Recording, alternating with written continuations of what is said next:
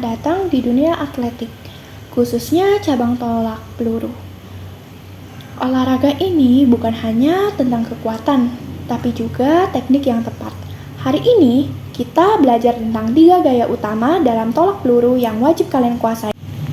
Tolak peluru adalah cabang olahraga atletik yang mengukur jarak tolakan peluru. Tujuannya sederhana, yaitu mencapai tolakan terjauh dalam batas aturan yang ditetapkan. Tapi, bagaimana caranya? Nah, disinilah teknik berperan penting. Lingkaran tolakan. Atlet harus melakukan tolakan dari dalam lingkaran tolakan. Dan atlet tidak boleh menyentuh bagian luar lingkaran atau garis batas lingkaran hingga peluru mendarat. Peluru harus diletakkan di dekat leher atau dagu selama gerakan tolakan. Peluru harus dilepaskan dengan satu tangan, dan peluru harus dilepaskan di atas bahu. Peluru harus mendarat di dalam sektor pendaratan yang telah ditentukan. Setelah tolakan, atlet tidak boleh meninggalkan lingkaran tolakan sebelum peluru mendarat. Dan setelah tolakan, sentuhan pertama atlet dengan tanah di luar lingkaran harus berada di luar setengah bagian belakang lingkaran. Lapangan tolak peluru. Lingkaran tolakan berdiameter 2,135 meter, terbuat dari besi atau baja dan memiliki garis tepi yang berlebar 5 cm. Balok penahannya memiliki panjang 1,21 sampai 1,23 meter, lebarnya 11,2 sampai 30 cm dan tebal 9,8 sampai 10,2 cm. Sektor pendaratannya bersudut 40 derajat dan panjang minimalnya 25 meter. Peluru yang digunakan.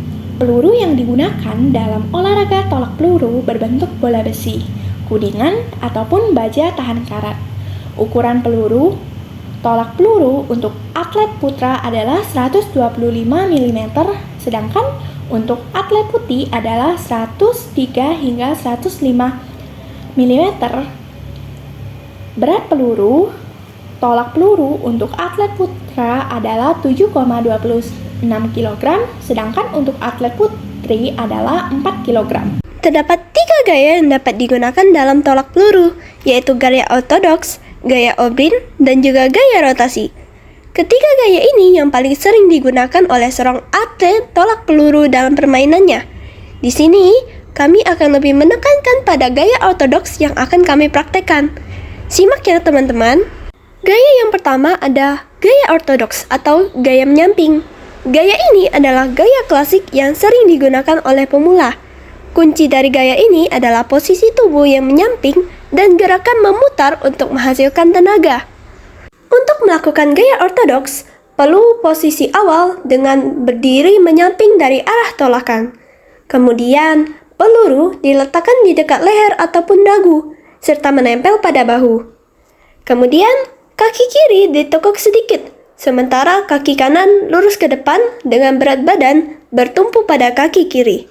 Setelah melakukan posisi awal, kita perlu melakukan gerakan memutar dengan kaki kiri yang dilakukan sebagai poros.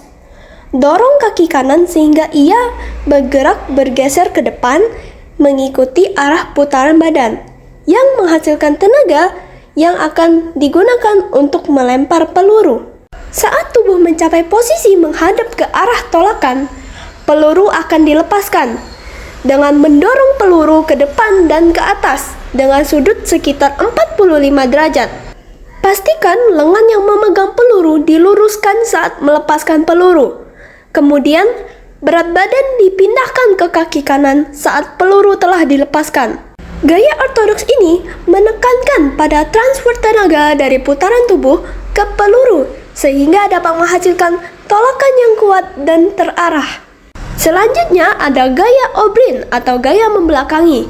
Gaya ini lebih modern dan menghasilkan jarak tolakan yang lebih jauh. Atlet akan membelakangi arah tolakan dan melakukan gerakan meluncur sebelum melepaskan peluru. Gaya O'Brien menekankan pada penggunaan momentum dari gerakan meluncur untuk menghasilkan tolakan yang lebih jauh dan kuat. Last but not least, ada gaya rotasi. Gaya ini adalah pengembangan dari gaya O'Brien di mana atlet melakukan putaran lebih banyak sebelum peluru dilepaskan. Gaya rotasi dalam tolak peluru adalah teknik lanjutan yang digunakan oleh atlet profesional untuk mencapai lemparan yang maksimal. Gaya rotasi menekankan pada penggunaan momentum dari putaran tubuh untuk menghasilkan tolakan yang sangat kuat dan jauh, sehingga memerlukan latihan yang intensif untuk menguasainya.